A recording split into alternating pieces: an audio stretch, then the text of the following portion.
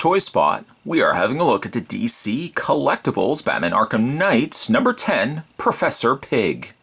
Professor Pig comes with two different alternate masks as well as his cleaver.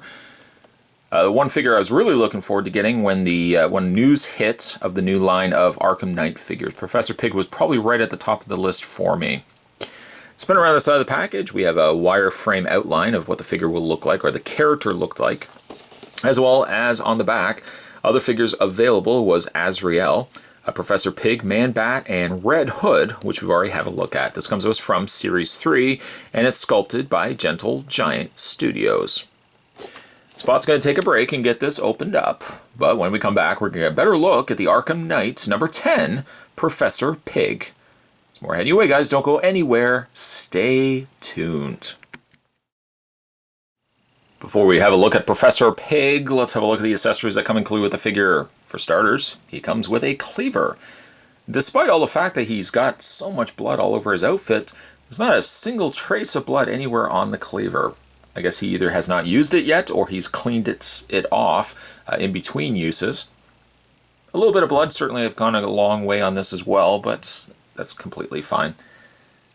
But he does come with the cleaver, which, by the way, can be held in his hands. His hands are very, very circular shaped in the sense that how they are completely, well, you can see right there, they're very obvious looking holes through the hands as opposed to something that looked a little more natural, I think, in shape. But he does hold the cleaver. It does, like the end of the cleaver struggles a bit to get into his hand, but once you get past that point, it seems to fit relatively fine.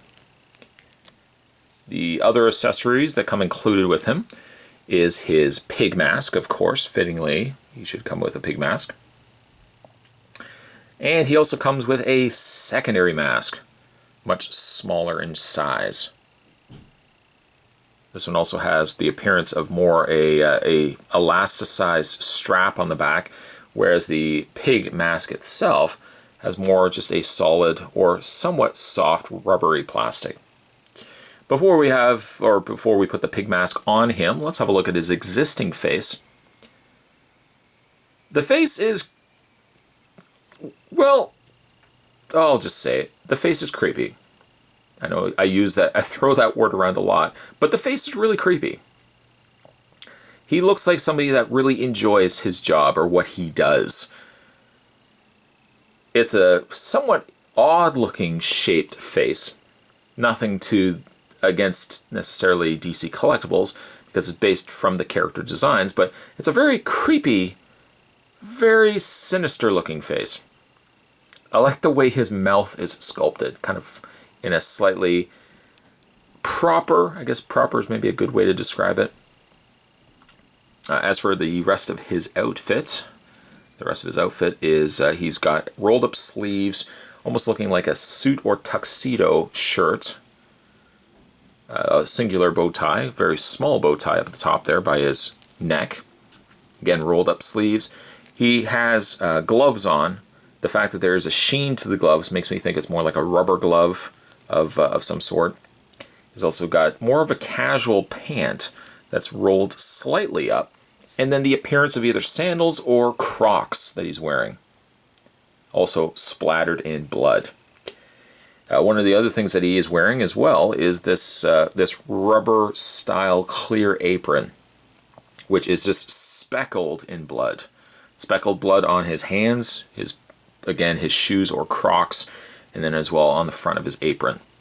To complete the overall look, though, I think the best thing to do is put on the mask itself. And the mask itself is a little tight, I have to admit. In fact, the easiest thing I find to do is to kind of put the mask on and then stretch back, but there's not very much give to stretch that far back. I don't know over time if that will start to degrade or eventually that may break. But, I mean, certainly the look that I want to get for displaying this figure is the face of having the pig mask on his existing face. That's just a great look for him. Of the newer Batman character villains, Professor Pig was actually one of my more favorite characters. I just really liked the design of him. And then, of course, the Arkham games take it to a whole new level, making him a little more sinister, certainly a lot scarier, even though he is kind of wearing, again, Crocs.